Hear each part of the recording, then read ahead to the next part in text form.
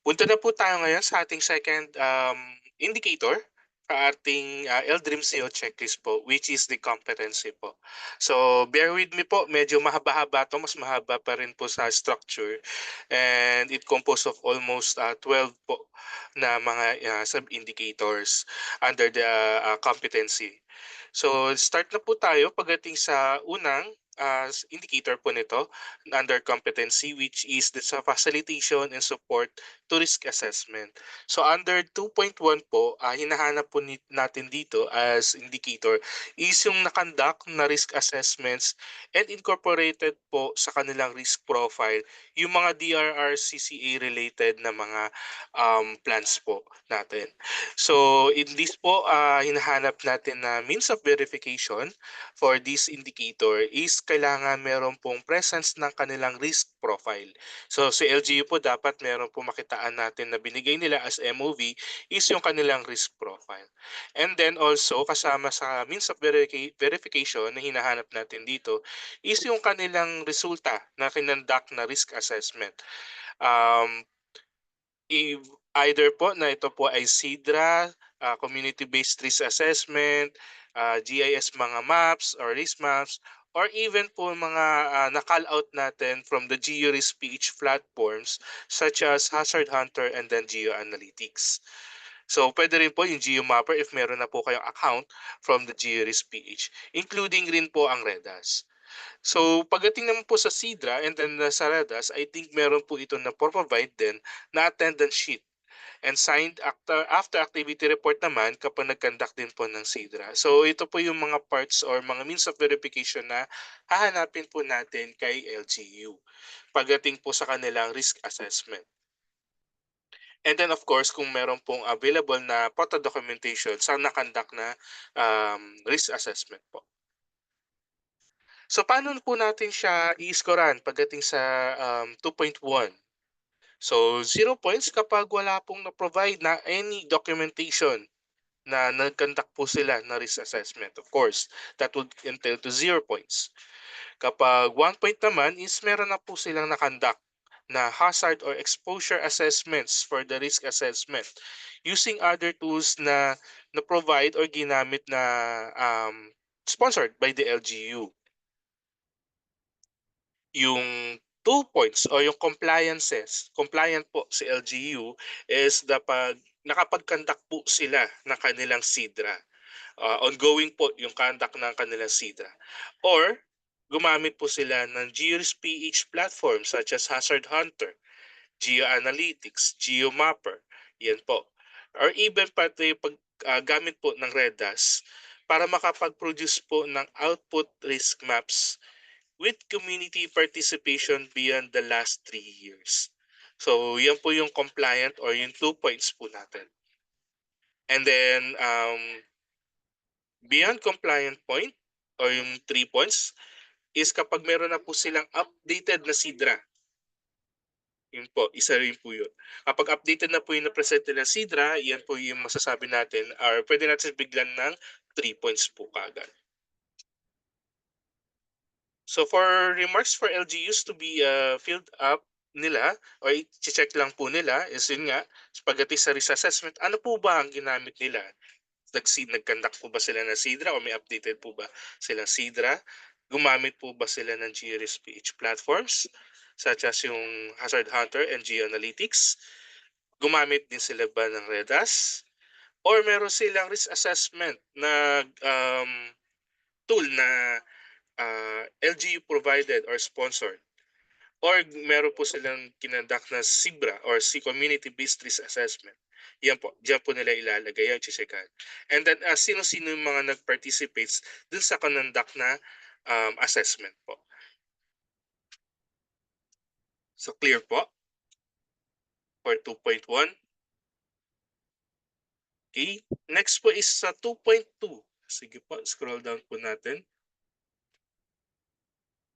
Sa 2.2 naman po, ang indicator na to is maintenance po ng mga local risk maps. So pagdating sa maintenance po ng local risk maps, of course, dapat may inventory po ng mga local risk maps na na-produce po, dinisplay ni LGU. So ano po yung mga specifications or features na dapat nakikita natin sa risk maps? So ito po yung, mga 'to, such as but not limited, dapat meron po yung legend ng hazard na nakalagay dun sa risk maps nila.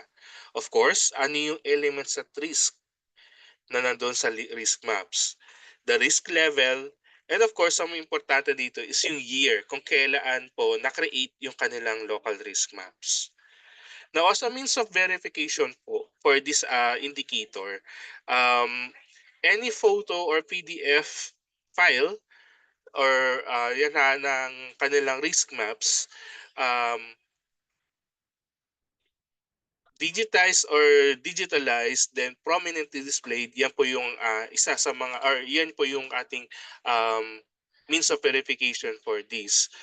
So yung 1:50,000 for province and 1:10,000 for municipalities, yan po kasi is base maps provided by DNR-MGB. With that, kapag ginamit po ni LGU itong mga base maps na to create their local risk maps, yun po, it's either yun din po yung maging output or as much as possible is clear yung mga information dun sa kanilang output risk maps. So, yun po, yung 1:50 and 1:10 is parang base lang po, base maps for their creation na kanilang local risk maps. So, prominently displayed na mga local risk maps na may information regarding ano ba 'to? Hindi, photo digitalized maps pala 'to. So, yun po ang ating MOVs for this 2.2. So, punta po tayo sa rating. So kapag wala po sila napakita na any risk maps po hindi po hazard maps, hindi po susceptibility maps, but rather risk maps po, 0 point po siya. Kapag isa lang po ang napakita nila na risk maps of the top 2 hazards nila sa kanilang locality and also prominently displayed, that would be 1 point. Compliant or 2 points kapag merong updated local risk maps within the last 3 years of the top 2 hazards in the locality and also prominently displayed. So, yun po yung compliant and binibigyan po natin sila ng 3 points or beyond compliant point kapag meron po silang at least 3 um, local risk maps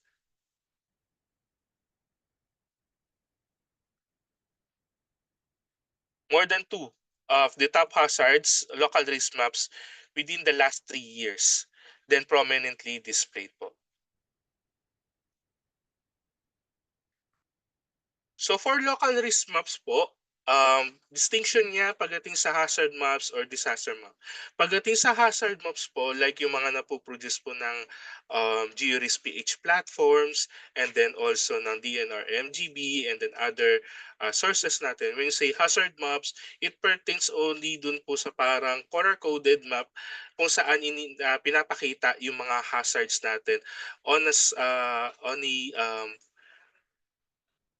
kung saan po nakikita na tawag nito, yung mga hazard natin is kung ano yung mga areas affected by the hazard. Yun po yung hazard maps. Susceptibility maps naman po if meron na po itong um, indication kung gaano ka-susceptible isang lugar pagdating sa hazard na 'to. But when we say local risk maps na po is meron na po 'tong integration ng mga vulnerable na mga um, sectors like for example population, naka-integrate po doon na ilan person po yung affected ng hazard na 'to sa loob sa mapa nila and then also or for example naman sa mga lifeline utilities natin if this how many schools are prone to hazards pagdating sa lugar na 'to. So yun po yung tinatawag nating local risk maps. Kumbaga naka-overlay na po yung um, mga mga vulnerable, yung mga critical infrastructures natin dun sa kanilang hazard maps, that would be form part the kanilang local risk maps.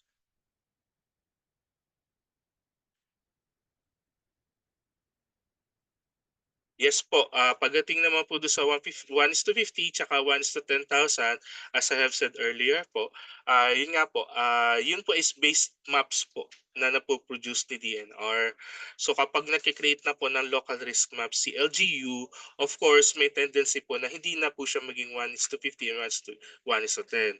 So for this one po, as long as clear, yun nga po kaya naglagay po tayo ng specifications dun, dapat po clear po yung kanila napo-produce na local risk maps na-identify yung elements at risk, may risk level at baka yung legend, yun po yung hahanapin po natin. Not necessarily kailangan 1:50 dapat naka-indicate or 1:10. Baka pa masyado pong hindi na po detailed yung makita natin na information kapag 1:50 tapos pahaba yung ating LGU. Pagdating naman po sa date, of course kailangan po talaga dapat may date. I think, napagkasunduan ata na, for 2026 kailangan po talaga na may date yung kanilang maka-create ng mga local risk maps.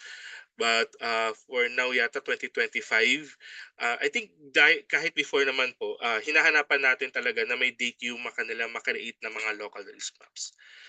For at least ano mo naman po, for the last 3 years naman po siya.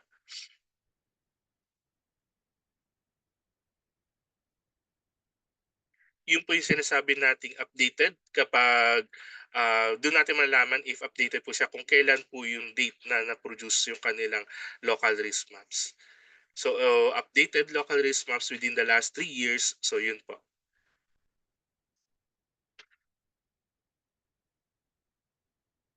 So again, for the rating, kapag more than the top two hazards na local risk maps na maintain ni LGU at prominently displayed, so yung pibibigyan natin sila ng premium points or 3 points.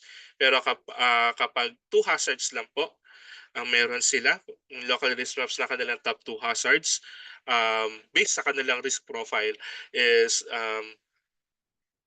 compliant point or 2 points po.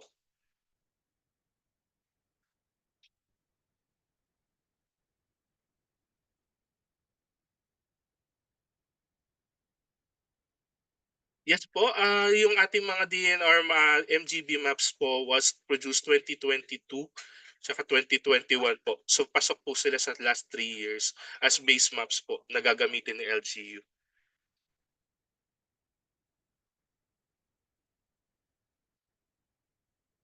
Kaya inano po namin dito within the last 3 years po.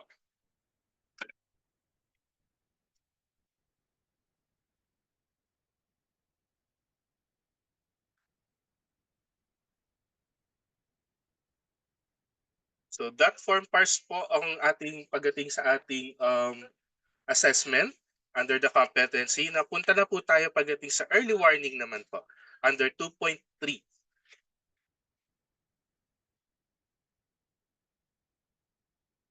Prominently displayed po, kailangan hindi lang po nasa loob lang ng office nila, kailangan po is nasa mga, conspicuous areas po.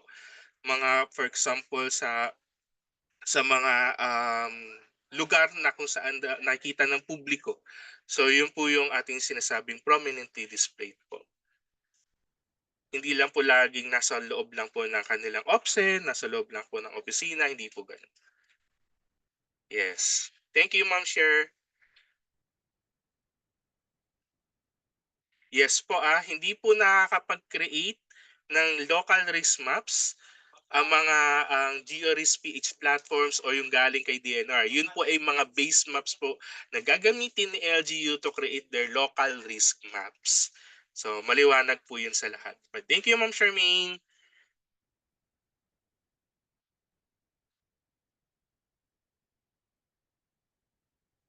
Now 2.3 po. For the 2.3, ito po yung early warning. Ito yung mga operation of multi-hazard end-to-end early warning system or EWS to provide accurate and timely advice to national or local emergency response organizations and the general public. So under 2.3.1 is yung pag-conduct of continuous disaster monitoring.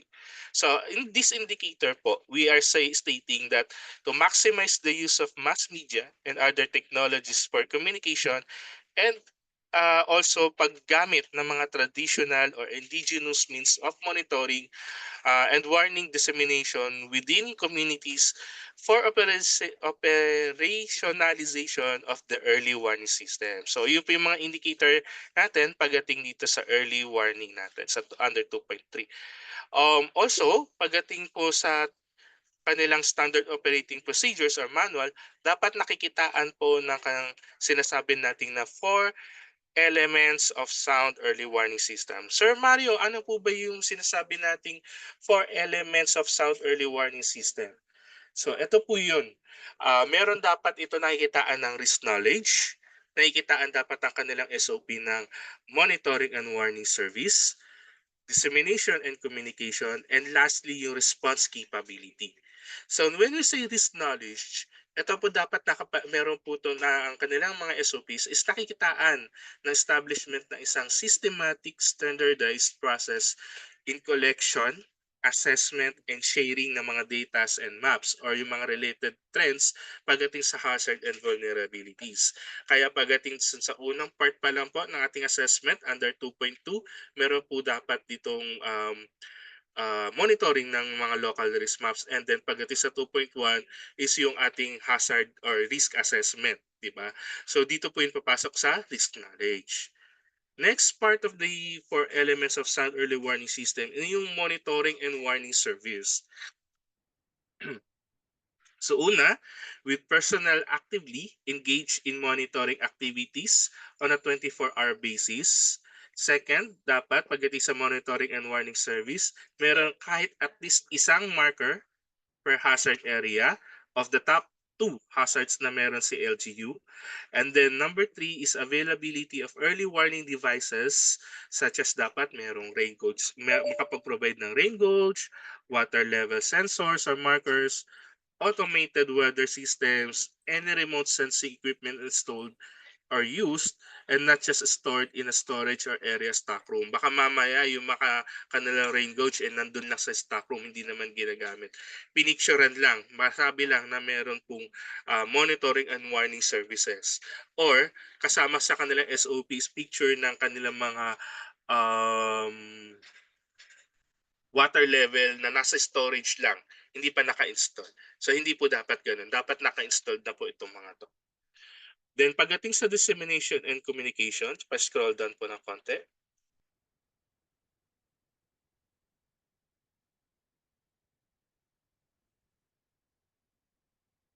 Yan. For the dissemination and communication, so ito naman po yung pertaining sa mga issuances o yung mga alerts and advisories through multiple communication channels including the social media sites or yung mga SOCMED natin. So kasama po rin siya dito. So as long as merong wide range or indigenous warning alarm systems and other communication platforms po, pasok po yan sa dissemination and communication. And lastly is yung response capability. So how the community responds pagdating sa mga early warning system natin. So dapat merong evacuation system protocol, may conduct ng evacuation in general or drill or CIMEX po na included po dun sa ating SOP. So for the means of verification for this one, scroll up po na konti. Ayan. Ano-ano ang mga hahanapin natin under 2.3.1? First is kailangan merong approved and adopted na standard operating procedure or manual pagdating sa early warning system. With the following nga po, yung merong four elements of sound early warning system. So yan po yung hinahanap natin pagdating sa indicator na to na 2.3.1. So pag wala po sila napakita na any standard operating procedures or manual, of course, that will entail to 0 point. Kapag 1 point naman, bibigyan natin kapag meron pong available na SOP or manuals um, ng early warning system sa LGU. Pero, hindi kompleto yung four elements. Like for example, it pertains lang sa risk knowledge tapos biglang nag-dissemination. Wala yung monitoring. Hindi na-emphasize sa kanilang SOP sino-sino yung mga personnel na dapat nandun or ano-ano yung mga available na early warning devices nila. So, Kung hindi kumpleto, so that's 1 point. Compliant is kapag merong SOP or manual on early warning system, compliant do sa apat mismo na early warning system. So yan po. And then premium point binibigay natin kay LGU is kapag meron po silang approved and adopted na excuse me, approved and adopted na SOP or manual. Also, hinahanap na binibigyan natin sila ng premium point kapag may kasama na po itong traditional or indigenous na early warning system. So, yan po yung pagkakaiba ng 2 points sa 3 points. Binibigyan na natin sila ng premium point kapag approved and adopted na po ang kanilang SOP or manual. And then, meron pong kasamang traditional or indigenous early warning system.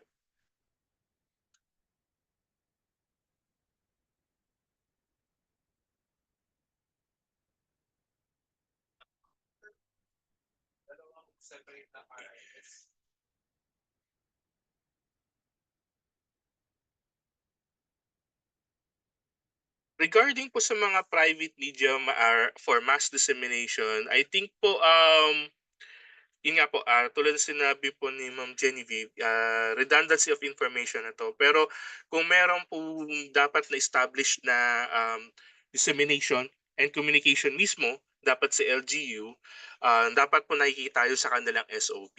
Hindi lang po dapat augmented lang.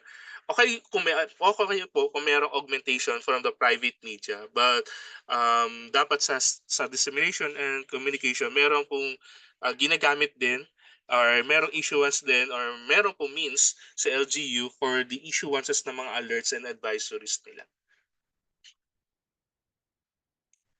Then regarding po sa traditional and indigenous na mga ano po, ito po yung mga tinatawag natin ng mga batingaw, mga horns, mga ganyan po. Yan po yung kadalasan ng mga indigenous or traditional na mga early warning system po. So, yun po, kapag nakalagay naman po dun may picture and then kung paano siya ginagamit, kumbaga may risk knowledge on that, may mga paano yung what do you call this, communication nito. Like for example, how many times na um, pagtunog ng batingaw na 'to, ano ibig sabihin? And then pagdating sa response capability naman is kung ano yung response dapat ng mga tao dito, dapat alam nila na, okey nakatatlong batingaw na ganito. So dapat nasa SOP na po nila 'yan. So yun po.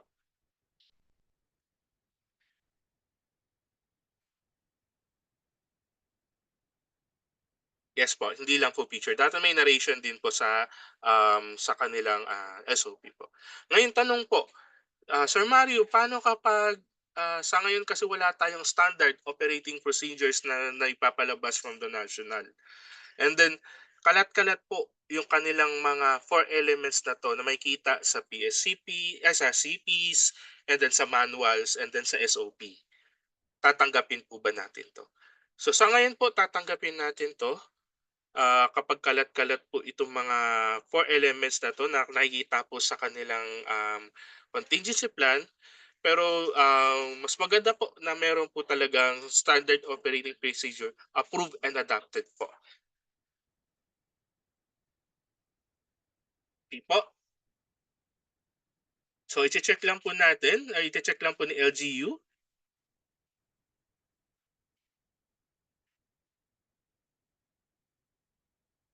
Okey po. I stand corrected po.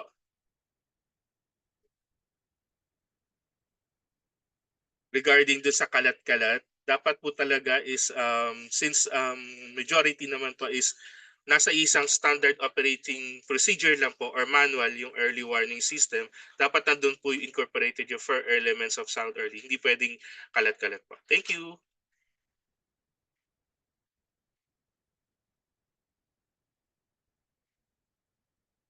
For 2.4, disaster preparedness na po tayo. Under 2.4 medyo meron po siyang 1, 2, 3, 4 subcategories. Ayan po. Sa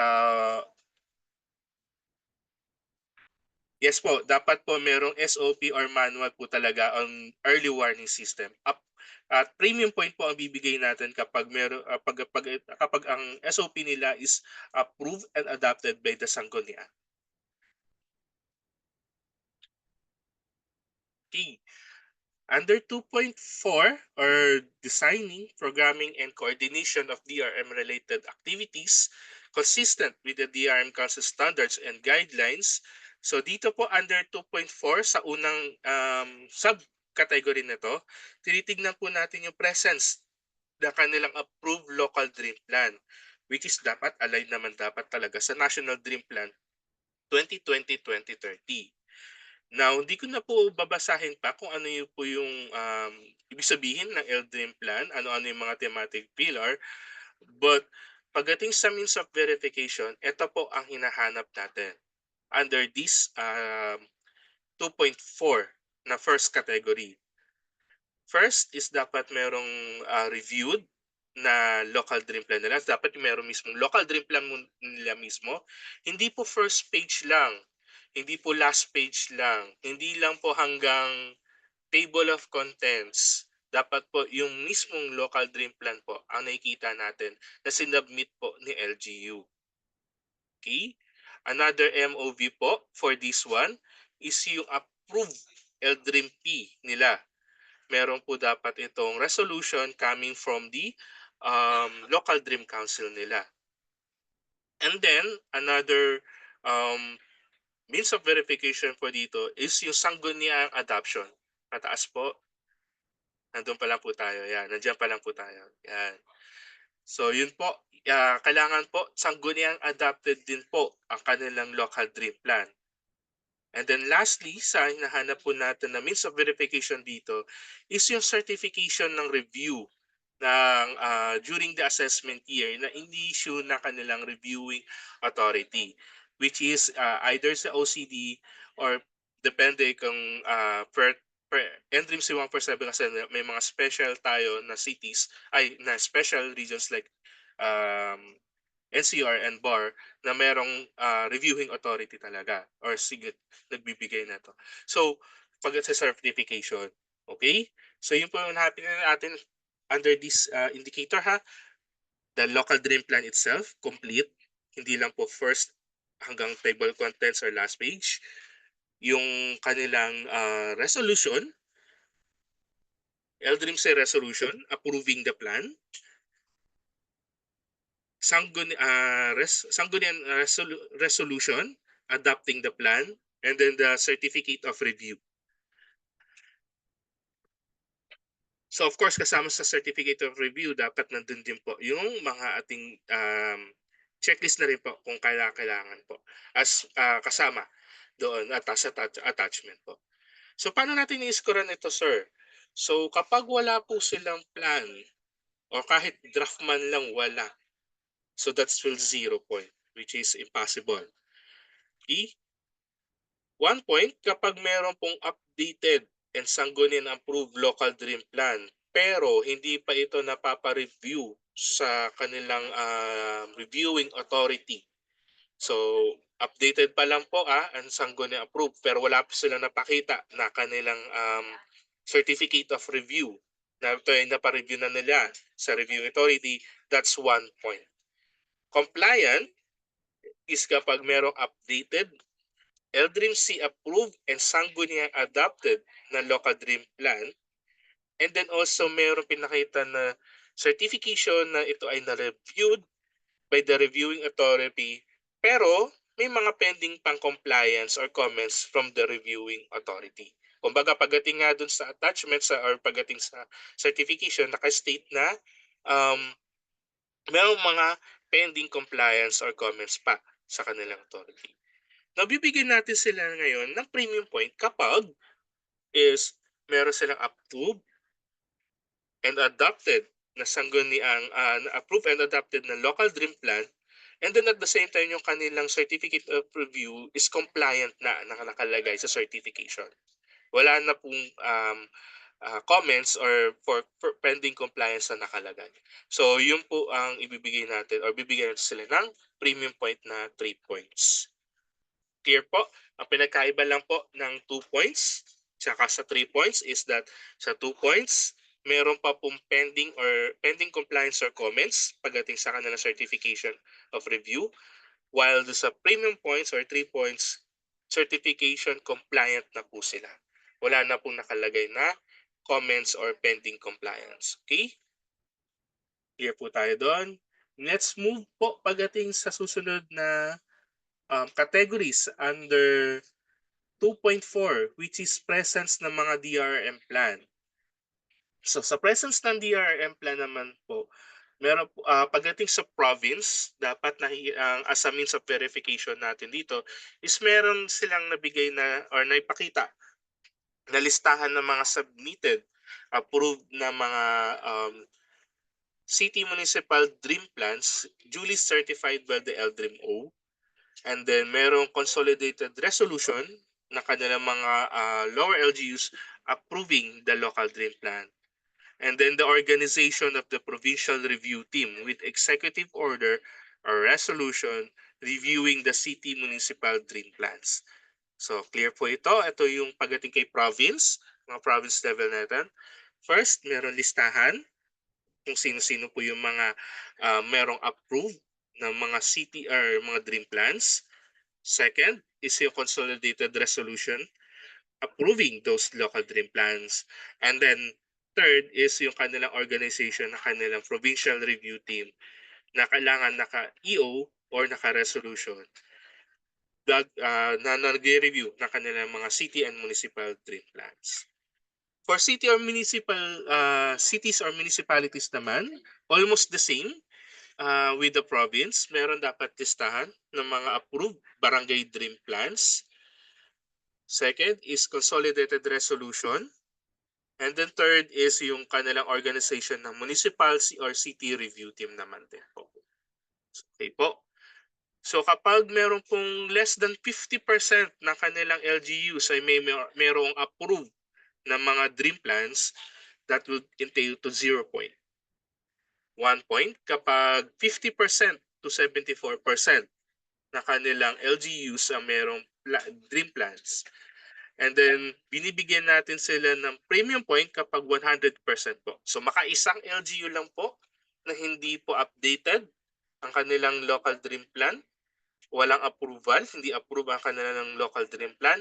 Babagsak po siya sa 2 points, which is compliant points, which is at least 75%. So,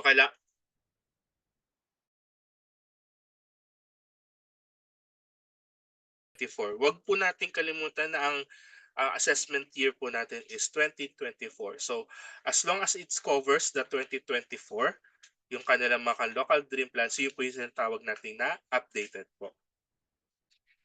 Paano pagpapaso na po? Kung yung baga ang local dream plan po nila is 2022 hanggang 2024, which is a 3-year plan. Okay lang po yun. Pasok pa rin po yun.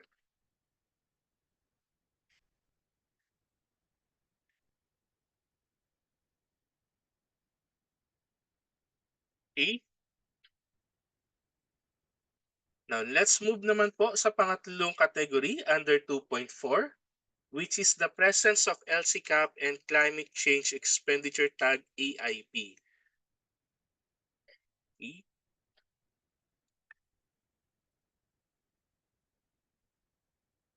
So sa LCCAP, kumbaga, it sets out the strategies of an LGU to mitigate and adapt to the impacts of climate change depending on the planning scenarios in the LGUs. The LCCAP may either be integrated into the PDP-FP, CLUP, CDP, or it may be a standalone document containing, of course, the risk assessment and then the climate change adaptation and mitigation actions.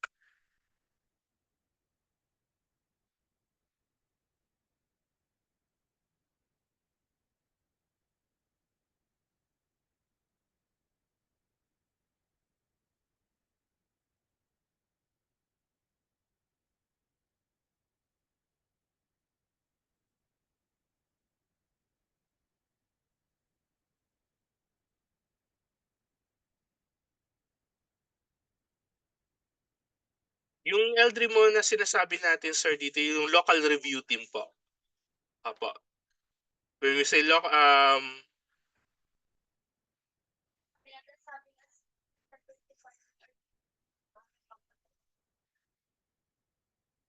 yes po, like for example kapag dating po sa province, yung list of submitted approved, yung listahan po ng mga submitted na approved seed DRIPs dapat duly certified po ng kanilang PDRIM o yung local DRIM officer po nila.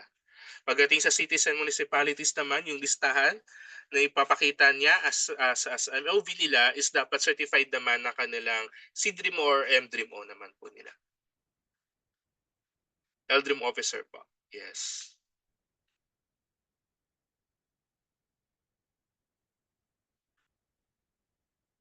List lang naman po 'yun. So parang sine-certify lang ng LGU na itong mga local dream plants na 'to under their area of responsibility is talagang ano po, sinubmit po sa kanila. Gano'n po siya. Okay, thank you po. So balik tayo kay LCCAP.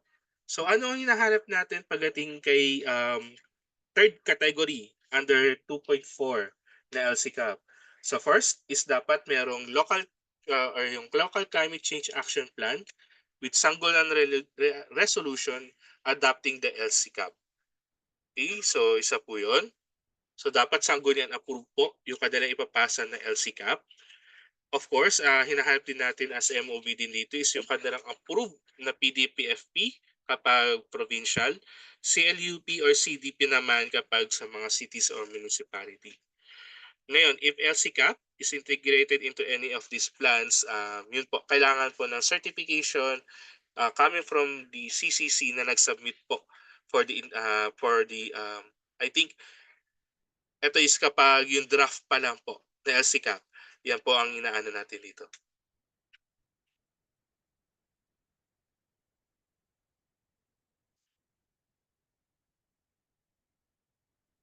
Yes po, Ma'am Aileen.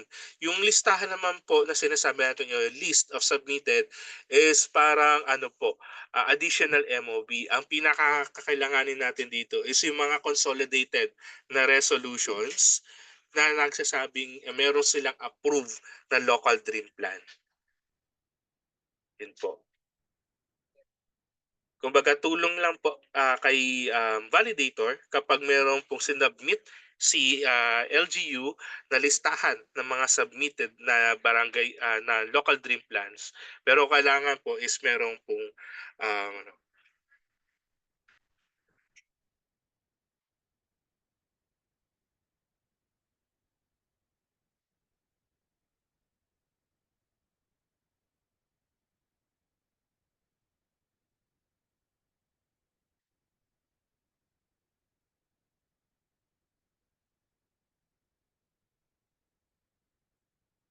okay? Again, ang pataas ng konti secretariat, scroll up ng konti. Balik tayo kay dream plan. Kay dream plan. Taas pa. Hindi, I mean scroll up. Tama, scroll up.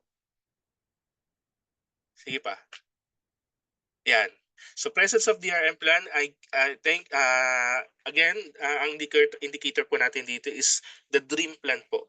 Hindi po kanilang yung budget, yung annual investment plan, hindi po local dream fund investment plan, hindi po yun ang resolution na dapat kinokolate ni LGU. Or dapat po is yung plan itself, yung multi-year plan po. Okay? So dapat hindi po nakikitaan ng um, mga resolution approving the budget na AIP or ganyan. Kailangan po yung plan mismo ang ina-approve po pagdating sa mga resolutions na na-consolidate ni LGU. Thank you. Sige po. So for LCCAP, 0 points kapag wala man lang kahit draft na LCCAP. So that will be entail to 0 points. Pero kapag meron po sila na provide na draft na LCCAP, bibigyan po natin sila ng 1 point. 2 points are compliant kapag meron pong LCCAP approved by the local development council and adopted by the sanggunian. So again, kailangan po yung kanilang LCCAP is approved by the LDC and adopted by the sanggunian. That's 2 points. Ngayon, 3 points or premium points kapag ang kanilang LCCAP po is una, approved by the LDC, pangalawa, adopted by the sanggunian, pangatlo, integrated ito sa CLUP or CDP, and pang-apat, na-submit to sa CCC for review. Okay?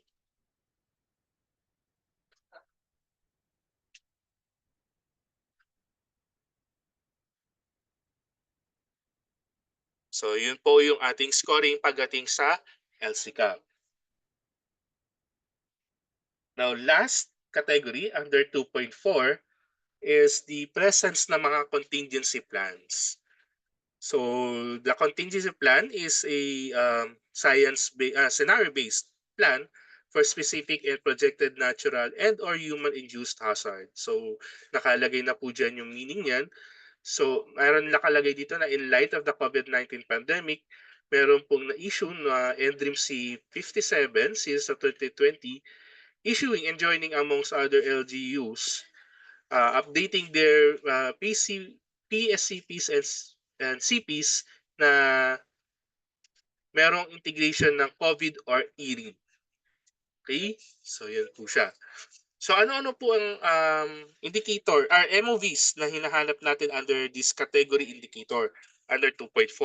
So una, meron po dapat na approved and adopted sanggunian adopted na mga hazard specific contingency plans for at least top 2 hazards based on the risk assessment results do sa 2.1 within the last 3 years. So paano kapag multi-hazard po? Isang libro lang po yun. Kasi multi-hazard. Dapat po, hazard specific po. Maliwanag po. Hazard specific po ang dapat na contingency plan. Approved and adopted hazard specific contingency plans na dapat meron na po updated with COVID or ERID approved by the LDRIMC and adopted by the sanggunian. So yan po yun ha. So yan po yung indicator na MOVs na hinahanap natin under this category. Kapag wala pong na-provide, for the ratings, or paano natin i-score nito, kapag wala pong na-provide na any contingency plan, si LGU, 0 points. Kapag isa lang po yung kanila na-provide na contingency plan, 1 point. Pero dapat adopted ito ng sanggunian. Okay? Approved and adopted by the sanggunian. 2 points ang bibigay natin or compliant point kapag meron pong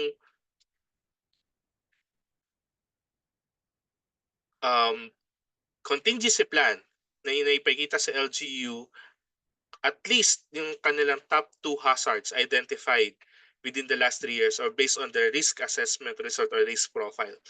So, pag meron pong dalawa, na contingency plan approved and adopted, that's 2 points. Premium point kapag more than 2 from the top 2 hazards. Kailangan kasama pa rin po yung top 2 hazard pag sinabi natin more than the top 2 hazards. So top 2 hazard plus another hazard, yan po ay premium points or 3 points na po ang ibibigay natin. So lahat po yung nahanap natin na contingency plans under this is dapat approved and adopted by the sanggunian.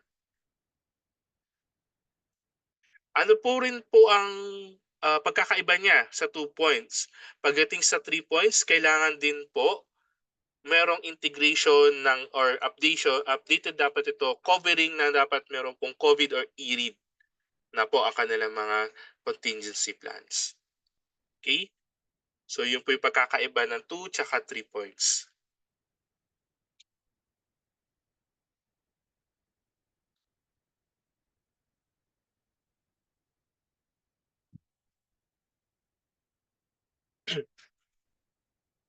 For 2.5, monitor and evaluate the implementation of the LDRIM piece. So under in this indicator, there should be a monitoring mechanism or plan na kanilang local dream plan or kung meron pong na-formulate na sariling MNE plan si LGU. And then also, there should be an accomplishment rate of LDRIP vis-a-vis the target PPAs in the LDRIP. So ano-ano po yung mga MOVs na hanapin natin under 2.5? Of course, meron pong approved and adopted na local dream plan nila with certificate of review, which is another MOV din naman sa naunang indicator.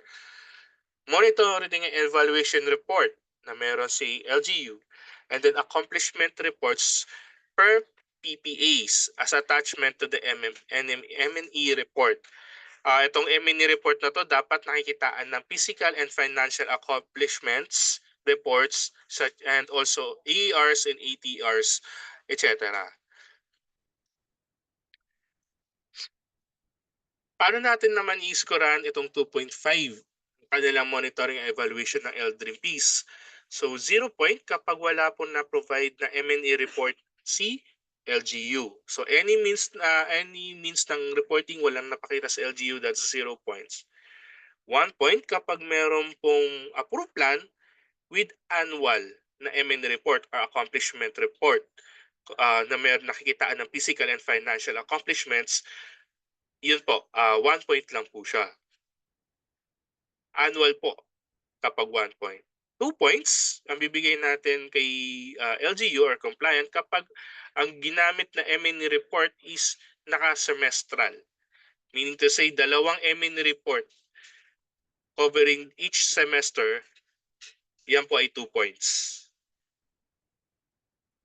And then 3 points naman or premium point ang ibibigay natin kay LGU is kapag merong approved and adopted ng local dream plan and then ang kanilang MNE financial and physical report, accomplishment report is every quarter. So yun lang po yung pagkakaiba ng scoring. 1 point kapag annual, 2 points kapag semestral, and then premium point kapag every quarter po ang na-provide na MNE financial and physical report.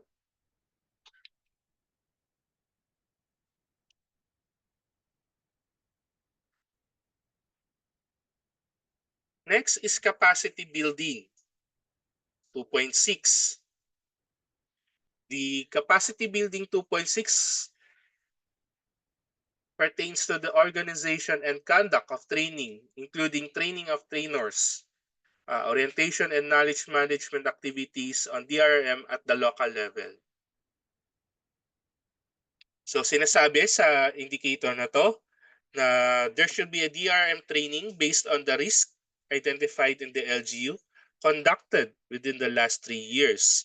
So including yung basic, advanced, and executive courses. So dito sa toolkit or sa checklist natin, in-identify na which are the basic courses, advanced courses, and executive courses pertaining to DRR-related activities. Hindi ko na po isa-isahin yan, pero as a means of verification natin for this one, hanganapin po natin dito is yung post-training report, attendance sheets, list of trainees, list of pool of trainers, and then the certificates. So take note lang po na the training should be undertaken by members of the LDRIMC or the community, hindi lang po ng mga staff or personnel from the DRM office. Again, ang mga trainings, ang mga nag-attend sa mga trainings ay hindi lang dapat puro mga staff or personnel lang ang nakikita. Dapat meron pong inclusion or kasabilang sa mga trainings na to is yung kanilang local council, local dream councils, and then the community. For scoring po, 0 kapag wala pong napakita na documentation na meron silang na-conduct na DRM-related trainings, orientation or knowledge management activities. 1 point kapag meron po silang na-conduct na less than 5 DRM-related activities. Pero kailangan complete ang documentation. When we say complete ang documentation po is meron pong post-training report, attendance list, certificates, list of trainees, mga ganyan po. Yan po ang ating complete documentation.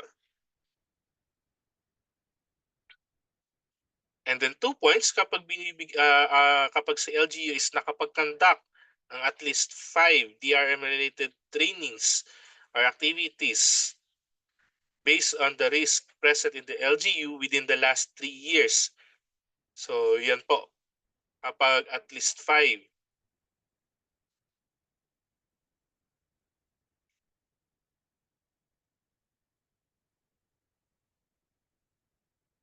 For this one, cost share training, ilan ang packs?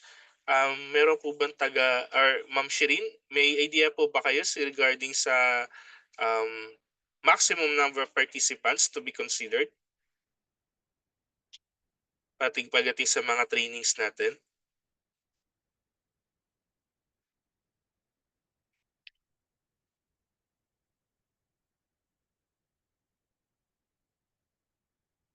Anyone from the DPS?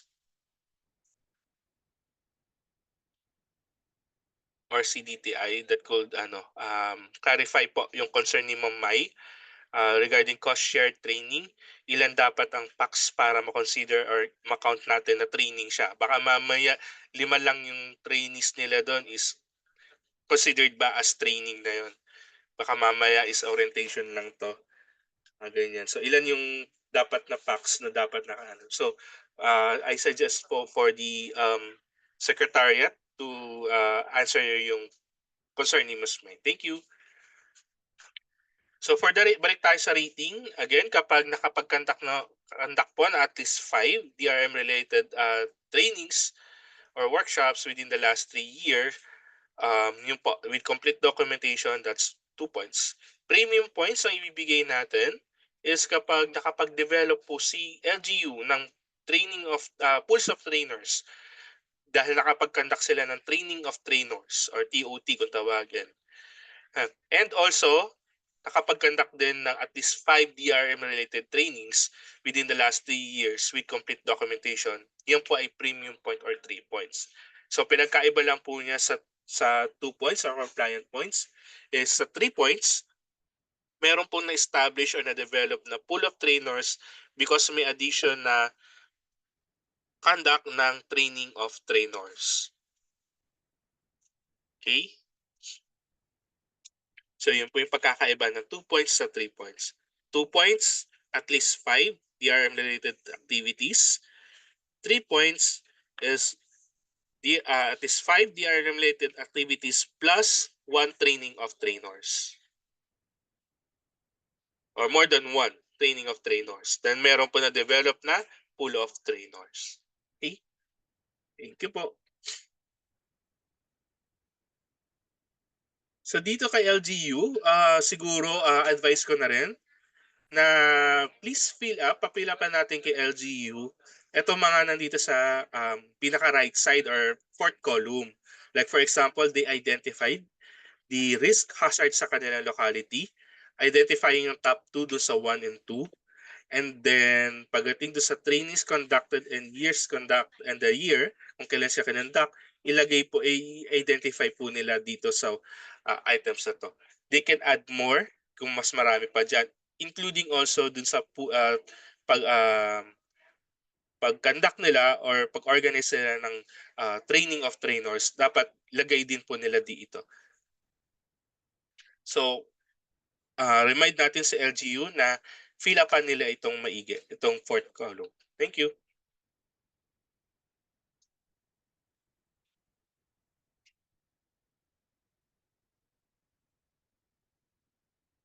Next is on disaster response or 2.7. And dito na po tayo sa 2.7. Regarding evacuation, recommending the implementation of forced or preemptive evacuation of local residents if necessary. So under this indicator sa 2.7, dapat meron pong 2.7 po. Ayan. Under this indicator sa 2.7, dapat nakikitaan po ng presence of measures to implement forced or preemptive evacuation. So ano po ang MOV natin for this indicator under 2.7? First is dapat meron pong policy on preemptive and forced evacuation. And this policy must be either a Sangguniang Ordinance or Resolution or Executive Order. Pero dapat po, kung ordinance, dapat adopted, approved by the Sanggunian. Same with the executive, pag resolution, ganun din ay LDRIMC resolution, and then dapat executive order by approved by the LCE. After, aside from the policy, meron dapat pong SOP o Standard Operating Procedures on the preemptive or forced evacuation. And then CTREP naman if meron pong previous disaster response na nangyari. Pag mayroon po pag meron lang naman po if available po. So CTREP po. So of course naman kahit pa paano meron po na encounter si LGU for the year assessment. So makapag-provide po na CTREP, yun po. So paano natin i-scorean po itong 2.7? 0 kapag no actions are undertaken. Wala pong policy. Wala pong SOP regarding preemptive. Yan po.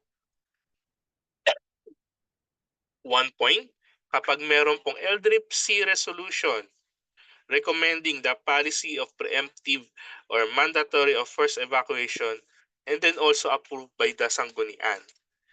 So kapag meron pong policy lang, that's 1 point. Kapag compliant point or 2 points is that pag meron po silang policy on the enforcing the implementation of preemptive, mandatory of forced evacuation, and then also meron din po silang SOP on preemptive, either mandatory or forced evacuation, so that would be 2 points are compliant.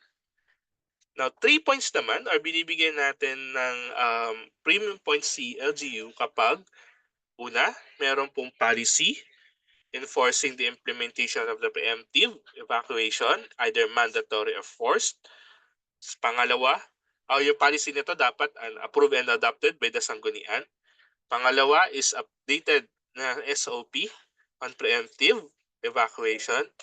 And then third is meron silang napakita na nag-conduct sila ng or merong policy na or issuance na kapag or situational report stating that the enforced evacuation resulting to 0 casualty. If applicable lang naman, that would be entailed to premium points po.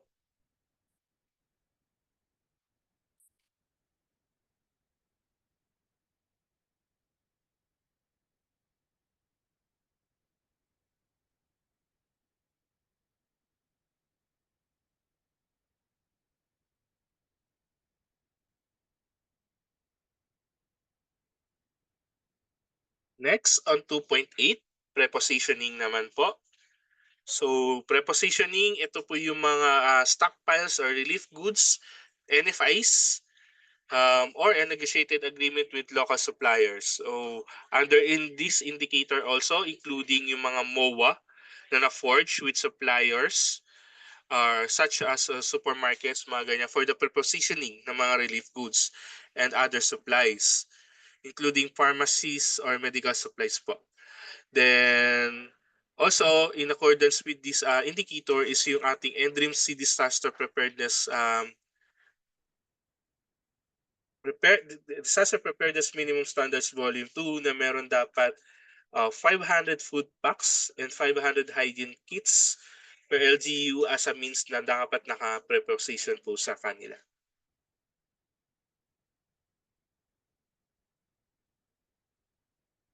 So ano-ano po mga MOVs na hahanapin natin under 2.8? So first is dapat meron po silang inventory ng kanilang stockpile of relief goods duly signed by the proper signing authority. So it's either the LCE or the LDRIMO po. Dapat meron pong sign po dyan. Standby arrangements or MOU, notarized MOA with local suppliers. pagdating sa kanilang prepositioning or stockpiling. Contingency plan, indicating or reflecting the volume of stockpiling of LGUs. Photo documentation ng stockpile. And then the inventory of donation management duly signed by the proper signing authority if meron naman pong donation nga po na na-receive. So, paano natin iskoran itong 2.8? 0 points kapag wala pong napakita na stockpile of relief goods or kahit standby arrangement man lang with local suppliers sa LGU, that would entail to 0 points. 1 point naman po kapag meron po napakita na stockpile of relief goods or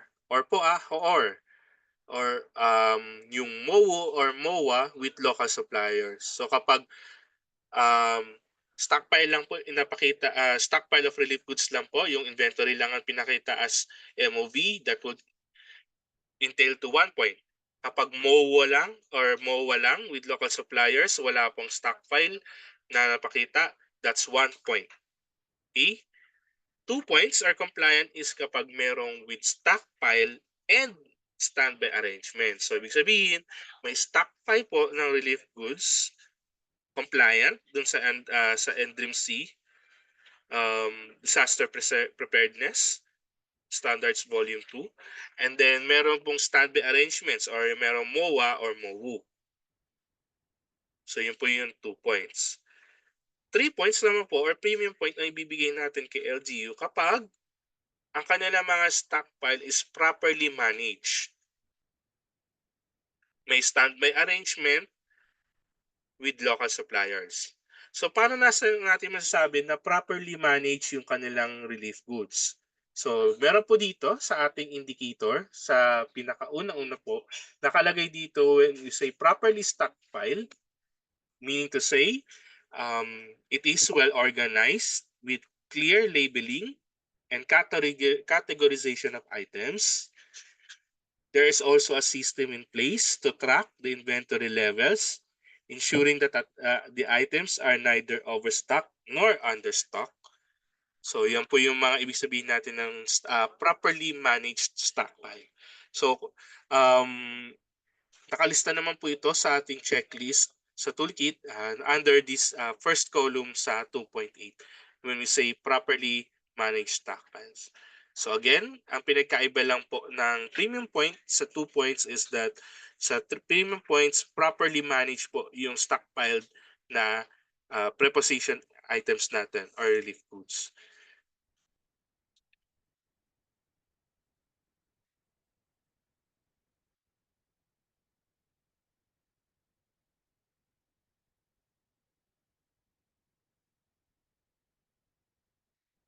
Next is 2.9.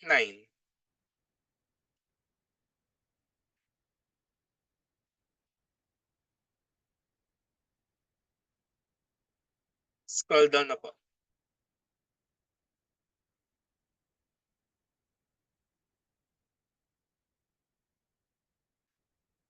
2.9.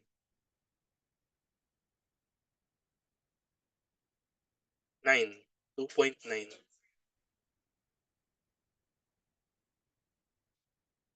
Yan. So, camp coordination and camp management. So, under this indicator naman po, pertaining to the DSWD, DILG, DOH, DepEd Joint Memorandum Circular or the guidelines on the camp coordination and camp management and internally displayed persons protection provides the guidelines ng sa mga LGUs in managing their camps and identifying the areas of coordination, collaboration, and cooperation among the stakeholders to ensure the delivery of the essentials to the displaced persons or internally displaced persons. So, camp coordination and camp management din po under this indicator aims to provide the assistance and protection to IDPs inside camps in accordance with the international and local law and standards, ensuring that every member of the community has the opportunity to participate in the activities in the camp. So kasama rin sa indicator nito is yung camp management kit natin. So sa pagdating sa camp management kit natin, kasama dito yung of course, yung mga women-friendly space kits natin, child-friendly kits natin, mga ganyan. Also included dito yung camp management plan or registration forms and such kasama sa camp management kit.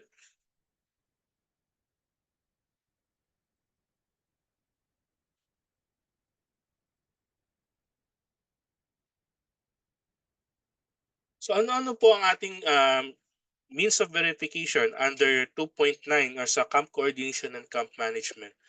First is dapat merong approved and adopted na camp management plan or CMP, and its organizational structured, reviewed by the MPSWDO or the LDRIMO and the LDRIMO. As per DSWD DILG DOH DepEd JMC number 2 series of 2021 yun nga po, approved and adopted. When we say approved and adopted nga po pala,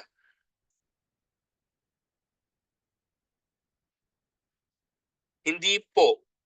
When we say stockpile po ni LGU, hindi po kasama dito yung mga ni pini preposition coming from the national government agencies such as the SWD and then the OCD. Hindi po. Dapat po yung sa kanili po nila talagang stockpile po or NFIs po talaga nila. Locally po na-acquire or the acquired it po. Yun po. Hope that clarifies po pagdating sa stockpile, hindi po kasama yung mga DSWD donated po. Dapat meron pong 500 kits, 500 na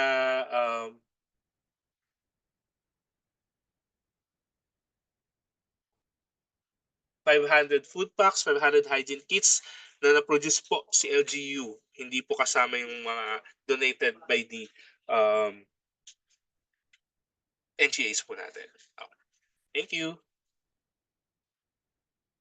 So under the camp coordination and camp management po, again, when we say nga po palang approved and adopted, pag may nababasa po kayo sa checklist natin, approved and adopted na mga plans, resolutions, executive orders, mga ganyan po. When we say approved and adopted, approved by the local dream council, adopted by the sanggunian po.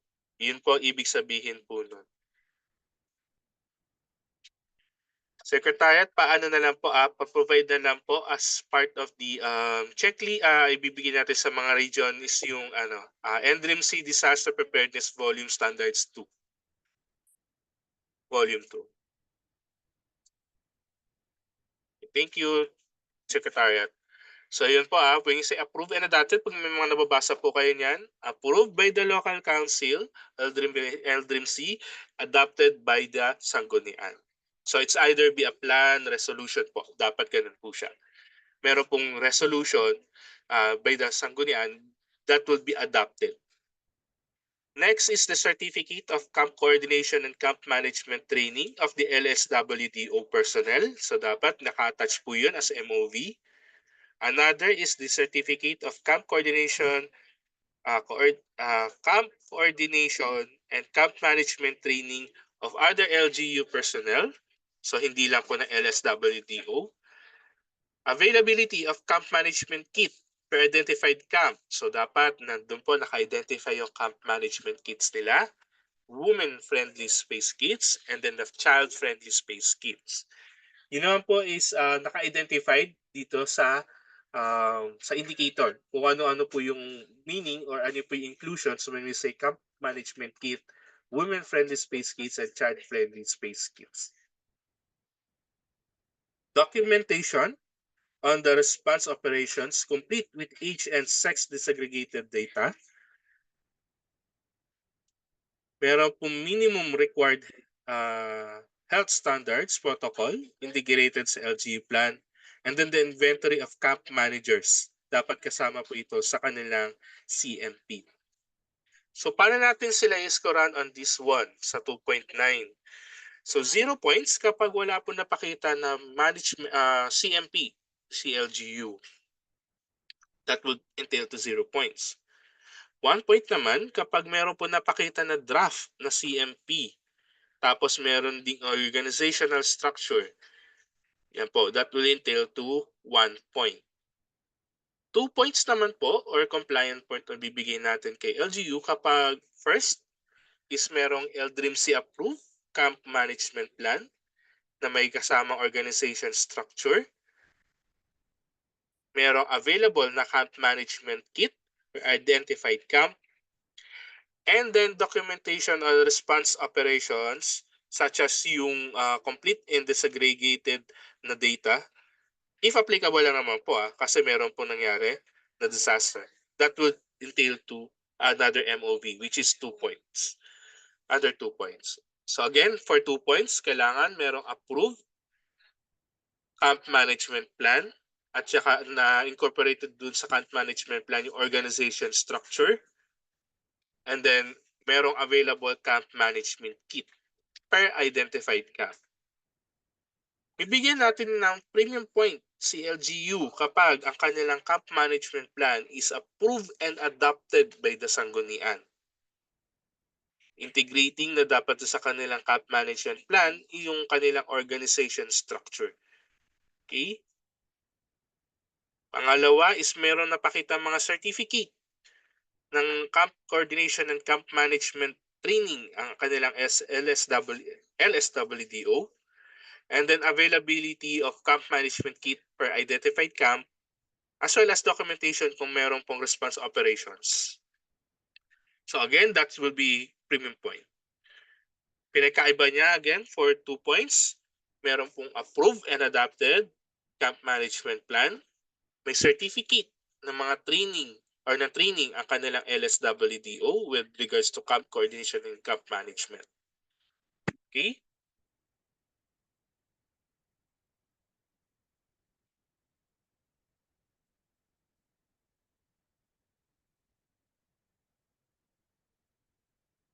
Wala akong nakikitang comment. Okay. Move tayo sa 2.10. Ayan, last 3 na lang po. Hopefully, umabot ako, sumakto ako sa 12 o'clock before lunch. So under 2.10, response to and manage of adverse effects of emergency disasters. So under this indicator, we're looking for responding to and managing the adverse effects of emergencies and then disasters by the LGU. So LGUs that do not experience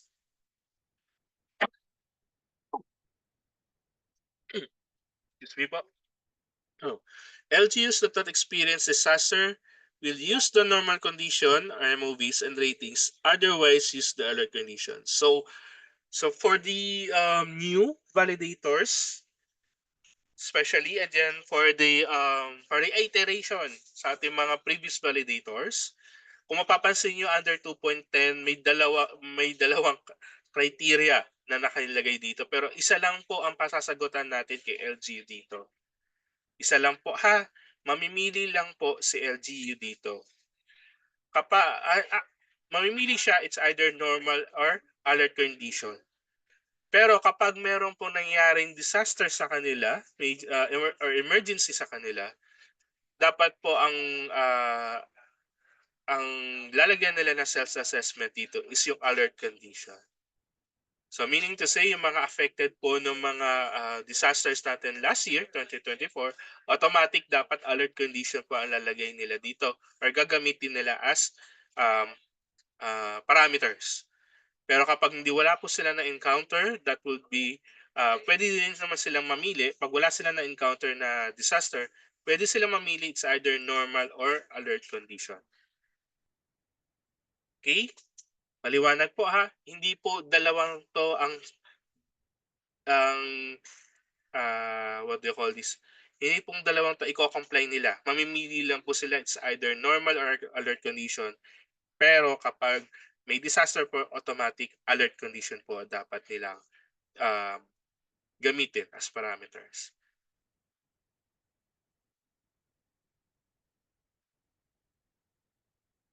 So unahin natin sa normal condition. Okay, dapat meron pong displayed na organization structure, organize the emergency response teams sa kanilang OPSEN, may spot reports, team duty schedule, after duty reports, logbook ng duty personnel, activation, deactivation, and non-activation protocols dapat na sa kanilang standard operating procedures. Presence po yun dapat nakikita. Meron pong submission sa OCD, DILG, or higher LGUs when it comes to reports. Pwede pong screenshot, email, or hard copies. Organized and timely. Organized, timely, and effective GOD responsive and PWD inclusive response operations, which can be measured po with regards to highly specific SOPs for PWD for persons with disabilities, women, elders, children, and other vulnerable sectors. And then also there must be representation of LGU GAD focal and persons with disability focal doon sa kanilang response.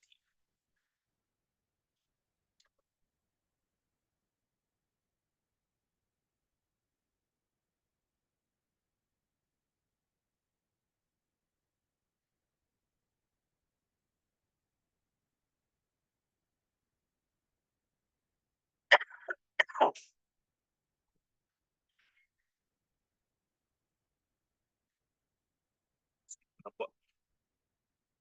Okay. So as a means of verification, paano ang scoring ni LGU kapag ginamit nila yung normal? Pataas ng konti, Secretariat. Normal muna. Yan. So paano nila scorean yung sarili nila pagdating sa normal conditions? So 0 kapag wala pong napakita or absence ng mga organized teams, systems or procedures including protocols. Pag wala pong napakita na ganun, that's 0 point. 1 point kapag nakitaan po natin or nagbasa po si LGU ng organized emergency response teams nila. Merong presence na systems, procedures, and protocols included sa kanilang SOPs. That would be 1 point. 2 points ay ibibigay natin kay LGU naman or pwedeng i-assess na LGU sa sarili nila under normal conditions kapag merong presence of organized emergency response teams, system, procedures, and protocols, and also yung organized, timely, and effective inclusive response operations during normal conditions. So yung makitaan lang po ng representation ng LGU GAD focal or persons with disability focal sa kanilang response teams, masasabi na po natin na inclusive response operations po ang kanilang SOPs po.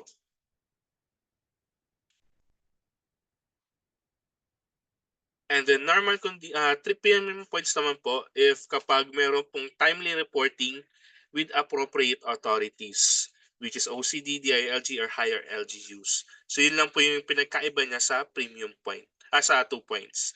Sa 2 points, yung presence lang po ng organized emergency response teams as well as systems, procedures, and protocols.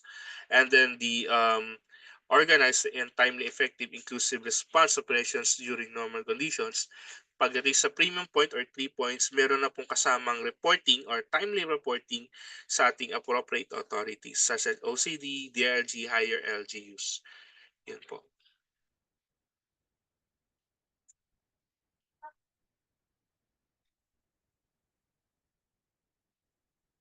Sa alert condition naman po, sige po, pa-scroll down ng konti. Yan. Pag alert condition naman po ang pinili ni LGU, so of course, ang mga means of verification natin dito is una, meron pong attendance sheets or minutes of the meeting ng pre-disaster risk assessment or emergency meeting na nakandak nila. Kasi nga nag-alert sila, meron silang disasters encountered. Order or memorandum raising and downgrading the alert status. Any preparedness measures. SITREP. Ano nangyari?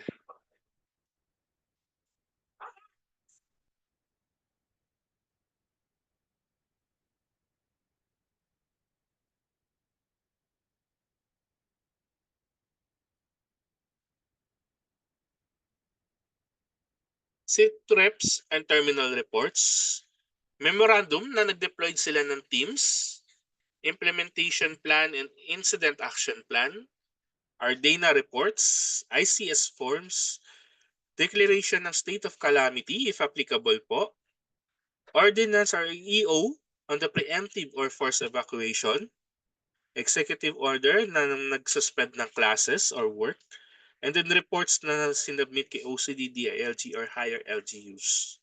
So, yan po yung mga means of verification na hanapin natin kapag pinili po ni LGU ang alert condition or naka-encounter po si LGU ng disaster po.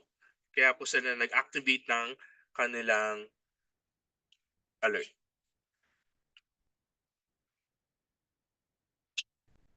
So, yun po. So 0 points kapag may again, 0 points kapag absence po ng organization, emergency response team, systems and procedures and protocols. 1 point kapag may presence ng organization, systems, procedures and protocols. 2 points kapag merong presence and also merong organized, timely and effective response operations during heightened alert. Yun po. And then premium point naman po ibibigay natin kay LGU kapag meron po napakita na may executive order on the preemptive or forced evacuation, pati kasama na rin yung suspension of classes if applicable, then yung timely submission pa rin po sa ating high authorities or appropriate authorities. So yun po yung pinagkaiba niya sa 2 points po.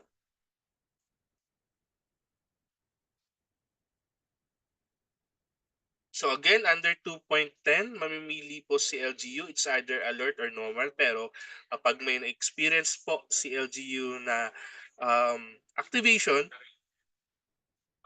ng heightened alert nila, yun po, alert condition po automatically. Pag meron po na-encounter na disaster si LGU.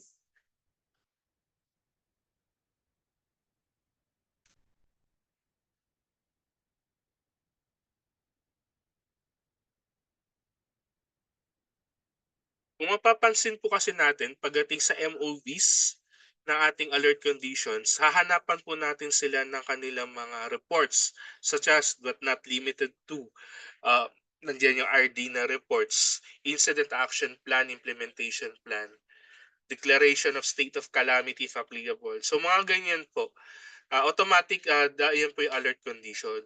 Yung sa mga normal na mga holidays po na nag-increase po ng alert, pwede naman po siya pumasok sa normal alert po. Pero correct me if I'm wrong po, lalo na pagdating sa ating mga regional offices. Lalo na po sumama sa RNR.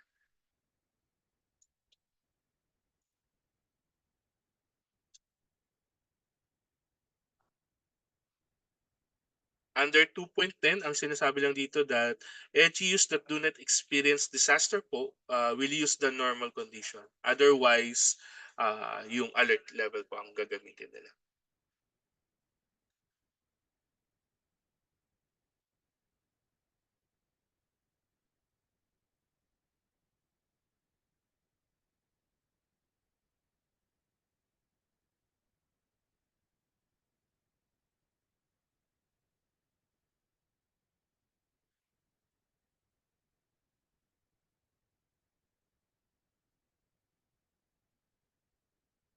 Heard na po? Okay.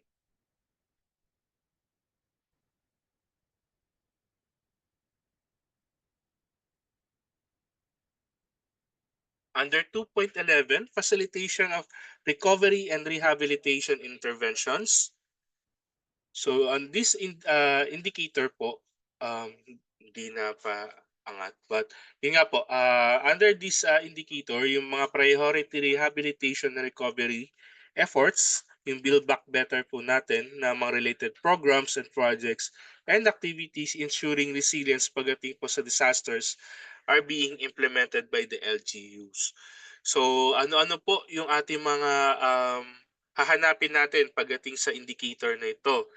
Like for example, yung mga rehab and recovery strategies and priority programs in the rehab and recovery program or RRP na or di sa nakalagay sa kanilang local dream plan, mga post-disaster needs assessments or PDNA reports, rapid post-disaster damage and loss estimates, situational reports during calamities, LGU post-damage assessment reports, and or RRP if recently affected po ng major disasters and that's applicable po. So kasama rin sa MOBs na hinahanap natin under 2.11 is yung mga action plan of rehab and recovery alignments or realignments of pagdating sa rehab and recovery pillar. Paano naman po kung wala po na-encounter na disaster sa LGU? So that is until na hindi sila makakapag-score dito. So nakalagay po dito na note if the LGU is not affected by the disaster, the PPAs and or strategies identified sa kanilang local dream plan is the main reference, particularly yung mga PPA strategies identified or related dun sa sectors ng agriculture, social, housing, infra, and livelihood or business that are reflected sa kanilang prev mitigation and or rehab and recovery pillars. So yun po.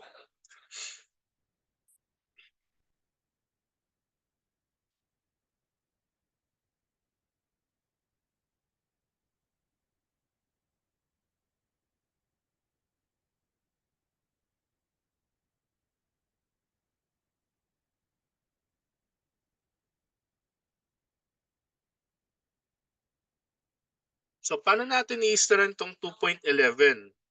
So zero kapag um, wala pong napakita na rehab and recovery strategies and programs, wala pong nakikita sa kanilang local dream plan or kahit wala rin pong presence ng PDENA and RRP if naapektuhan naman ng ah, opo. Last na po ito, last two na lang po. So again, for the rehab and recovery po, 0 points kapag wala pong or hindi nakitaan ng rehab and recovery strategies and programs ang kanilang local dream plan. And also, um, kapag may disaster na nangyari kay LGU pero wala rin pong presence ng PDNA or RRP, that will entail to 0 point. 1 point kapag nakitaan po ang kanilang LDRIP ng mga strategies and programs on rehab and recovery or merong PDENA and RRP if naapektuhan sila ng major disaster. 2 points naman po ang bibigay natin kay LGU kapag meron pong rehab and recovery programs, projects and activities sa kanilang local dream plan or meron po sila na implement or merong RRP na ini-implement or rehab and recovery plan na ini-implement. Rehab and recovery program na ini-implement. And then premium point po ang ibibigay natin kay LGUs kapag merong rehab and recovery program sa kanilang LDRIP and then meron pong monitoring na nangyayari or meron po itong monitoring. Yung kanilang RRP implemented is being yung kanilang rehab and recovery program is being implemented and monitored po. So yun po yung pinagkaiba ng premium points sa 2 points. Pagdating sa RRP po is na mayroon pong monitoring po. Yung monitoring po, meaning po say is yung mga physical and financial reports po.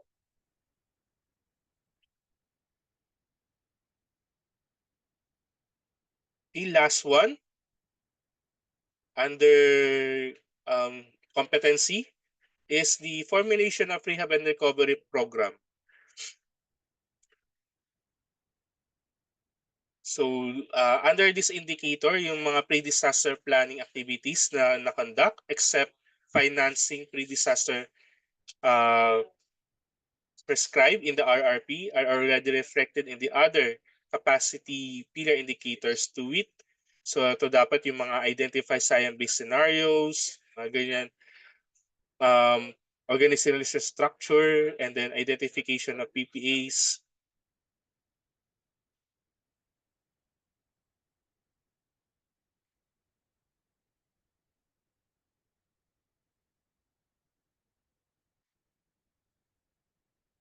So ano-ano po ang hahanapin natin as means of verification for item 2.12? First is yung sanggunian approved local budget for the local dream fund. Second is yung approved allocation for rehab and recovery projects in the local budget. Insurance policy for assets insured under GSIS and other disaster-related insurances. Then under standby financing sources for rehab and recovery projects and activities. And then yung mga list of farmers enrolled beneficiaries to crop insurance of the Department of Agriculture. So paano natin iiskuran ang LGUs pagdating sa 2.12? So 0, paangat po ng konti, Secretariat.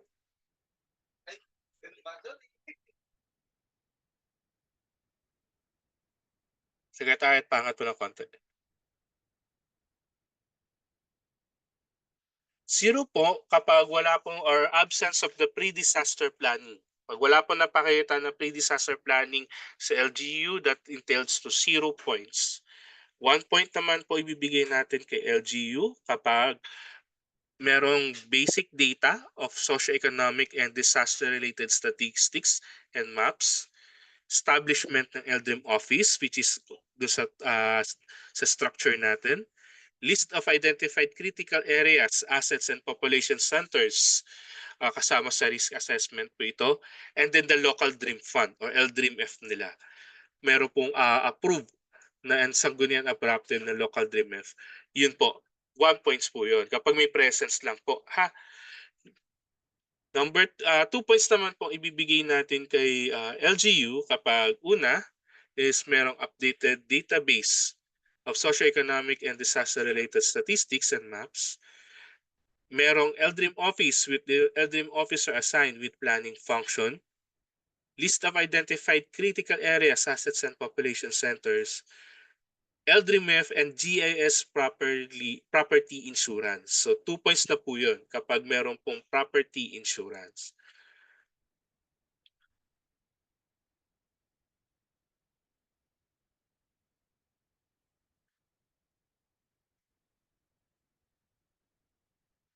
Binibigyan natin po ng premium points sa LGU. Secretariat, paangat po ng konti. Hello? Hindi po. Doon na po tayo sa scoring ng 2.12. Ayan po. So, binibigyan natin ng premium points si LGU kapag meron pong updated database of socioeconomic and disaster-related statistics and maps with management information system. You may LDRIM office with officer assigned with TR planning or other related functions, list and maps of identified critical areas, assets, and population centers, the LDRIM-F approved and adopted, and then GSIS property insurance, and other disaster risk financing and insurances. So, pagkakaiba lang po niya dun sa 2 points, kung mapapansin niyo po. Pag sa 2 points po is, ang pinakaiba ng 2 points sa 1 point is yung GIS is property insurance. Kapag meron pong GSIS property insurance, as well as yung iba pang mga MOVs na indicated, yung updated data of database ng socioeconomic, the LDRIM office, establishment, list of identified critical areas, the risk assessment, and then the LDRIM, that is 2 points. Kung mapapansin niyo sa 1 point, wala po doon yung GSIS property insurance. Pagdating naman po sa premium point, ang pinagkaiba niya sa 2 points naman po, bibigyan natin ng premium points sa LGU kapag meron pong na-implement na management information system pagdating dun sa kanilang database of socioeconomic and disaster-related statistics and maps. And then as well as meron pong presence na other disaster risk financing and insurances. So yun po ang kanilang pinagkaiba. Okay? Also, hindi lang po list, pati list and maps na po ang nakalagay pagdating po doon sa identified critical areas, assets, and population centers. So yun po yung pinagkaiba niya sa premium point. So again, for the LGUs, let's be ano po, nasabihin natin yung LGU na fill upan yung fourth column, lalo na pagdating dun sa mga insurance policies na meron sa kanila, and then other financing rehab and recovery projects and activities, as well as yung mga listing ng mga farmers enrolled as beneficiaries po sa crop insurance ng DA. So yun po. As part ng ano po, database of socioeconomic and disaster related statistics. So yun po ang 2.12, and that concludes po our competency.